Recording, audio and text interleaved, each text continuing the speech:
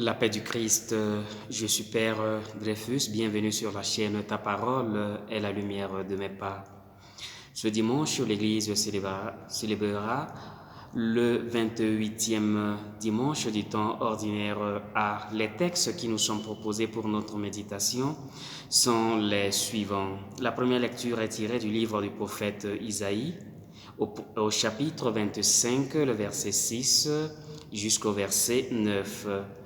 La deuxième lecture est tirée de la lettre de Saint Paul apôtre aux Philippiens, au chapitre 4, le verset 12 jusqu'au verset 14 et le verset 19 jusqu'au verset 20. L'évangile est extrait de l'évangile est extrait de Saint Matthieu, au chapitre 22, le verset 1 jusqu'au verset 14. Comme d'habitude, l'Église continue de nous accompagner avec la parole de Dieu. Les textes bibliques de ce dimanche nous montrent que le salut offert par Dieu n'est pas réservé au seul peuple d'Israël, c'est pour tous les peuples, l'universalisme du salut. Dans la première lecture, le prophète Isaïe s'adresse à un peuple qui vit une situation difficile. Il cherche à remonter le moral de ses compatriotes, il cherche à raffermir leur foi. Il annonce l'intervention de Dieu qui opérera un renversement radical, non seulement du sort d'Israël, mais aussi de tous les peuples. Je cite, « En ce jour-là, le Seigneur de l'univers préparera pour tous les peuples sur sa montagne un festin de viande grasse et de vins capiteux. » Fin de citation. Le prophète Isaïe a choisi l'image du festin pour décrire l'aboutissement du projet de Dieu pour l'humanité. C'est une humanité unie et pacifiée. S'asseoir à la même table, partager le même repas, faire la fête ensemble, c'est bien une image de paix. Cette première lecture fait partie de ce que les exégètes appellent l'Apocalypse d'Isaïe. Par avance, le prophète nous dévoile l'aboutissement ou les événements de la fin de l'histoire. Dans l'évangile de ce jour, Saint Matthieu nous présente deux paraboles de Jésus, l'une à la suite de l'autre, celle du banquet de noces et celle du vêtement de la fête. Chacune d'elles éclaire un aspect important du royaume de Dieu. De nouveau, Jésus s'adresse aux grands prêtres et aux anciens du peuple en parlant du royaume des cieux, qui n'est pas une société de gens parfaits, mais des pécheurs pardonnés. La première parabole nous montre que la rencontre avec Dieu est une grande fête. Le banquet est signe d'amitié et la porte de la maison de Dieu est ouverte à tous. Personne ne peut dire « moi je ne suis pas digne, je ne suis pas invité ».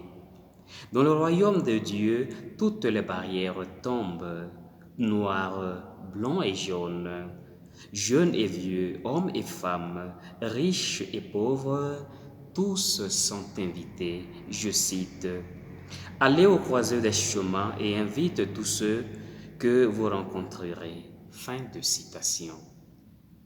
Le roi invite tout le monde. La discrimination n'existe pas. Au cours de la messe, avant chaque communion, nous répétons cette belle formule, je cite, « Heureux sommes-nous d'être les invités au repas du Seigneur ». Fin de citation. Malheureusement, comme les premiers invités de la parabole que représente le peuple d'Israël, aujourd'hui certains chrétiens ignorent cette invitation par indifférence ou parce qu'ils sont trop occupés par autre chose. Ils répondent à l'invitation dominicale de Dieu par l'indifférence, le mépris et même le rejet des prophètes. Ils oublient que l'Eucharistie est source et sommet de toute vie chrétienne. À côté de l'indifférence dominicale, il y a aussi nos refus et nos indifférences dans la vie quotidienne. Au Christ qui tant de fois nous invite à purifier nos points de vue ou nos intentions, à passer de la rancune au pardon, à répondre à des appels au secours de nos frères et sœurs en détresse, à lutter pour la justice et la paix.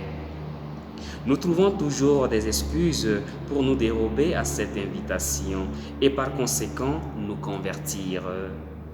L'impératif des affaires, la nécessité de gagner davantage, sans oublier l'opposition aux prophètes qui mettrait tant de soit peu en cause des privilèges et des injustices des classes.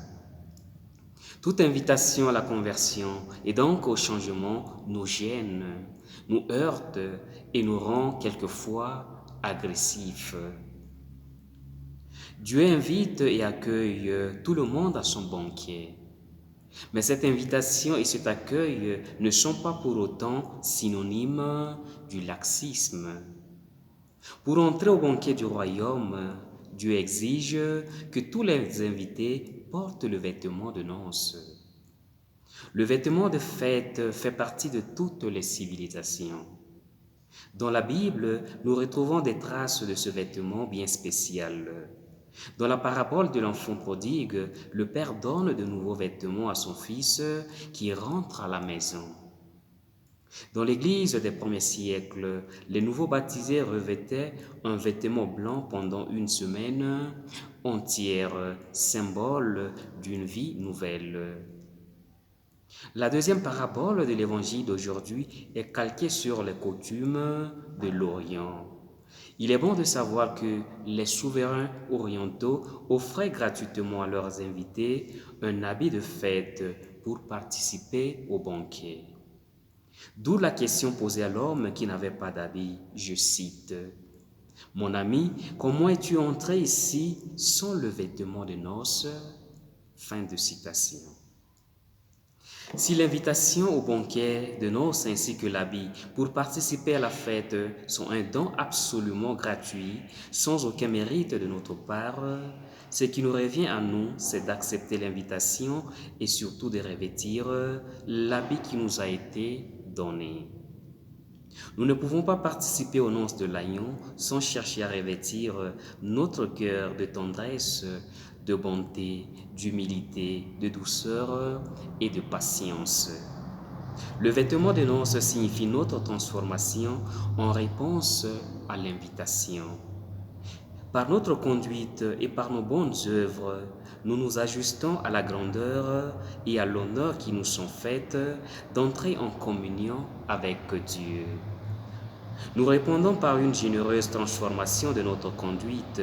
Nous poursuivons notre transformation intérieure et extérieure, inaugurée par notre nouvelle naissance dans la foi au jour de notre baptême.